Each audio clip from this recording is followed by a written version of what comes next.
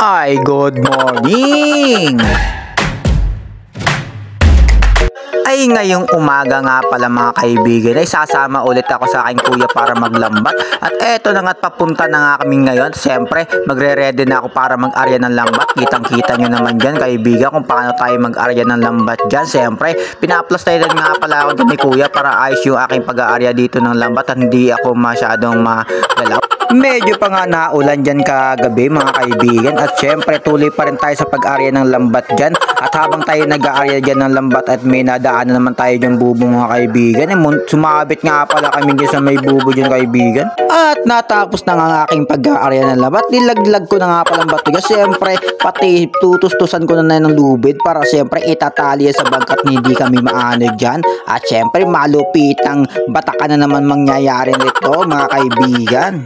Inabot na nga pala kami ng umaga at eto nga pala aking kuya pakaway sa camera. At syempre nagre-ready na nga pala ako yung para ako magbabatak ng lambat dyan. Syempre papaspasan na talaga ni Boston. At nagtatali na nga pala ako ng silipin niya para hindi ako mabasa o maputikan dito ng lambat. At syempre napakaganda ng view ngayong umaga. Hindi masyadong maalon at napakakalma ng panahon ngayon kaibigan. Pero yan totally yan ay talaga may bagyo talaga ngayon. Talaga nachichimpuan lang talaga namin ngayon ay hindi masyadong maalon dito kaibigan. At eto na nga't binabatak-batak ko na nga pala yung lambat dyan. Siyempre inuna ko muna yung lubid para mabilis ang aming batak dyan. Pagkaangat nga ng bato at eto na nga may huli nga pala kami dyan, unang huli. Yan nga pala yung tinatawag na laway mga kaibigan. At siyempre ito nga pala yung lambat ni Kuya ay 5. Siyempre ayan may nakita naman kayong laway dyan.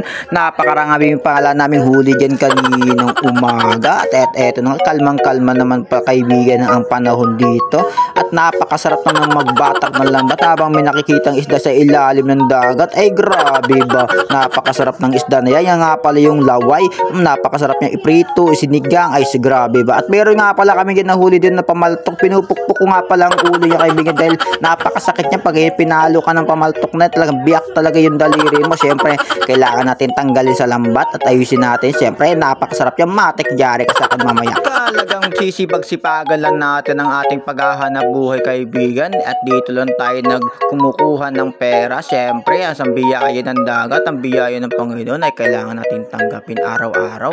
At dahil tapos na yung aking pagbabatak ng lambat, eto na nga pala kami, pauwi na nga pala kami. At eto na papunta nga pala kami sa aming lugar. Eto nga pala tinatawag na Pulong Malit. At eto na nga mga kaibigan yung huli namin. Kita nyo naman yan, nasa kalahating balde din yan mga kaibigan. At tignan nyo naman aking kuya, papis-pisain lang mga kaibigan. Signing off, thank you.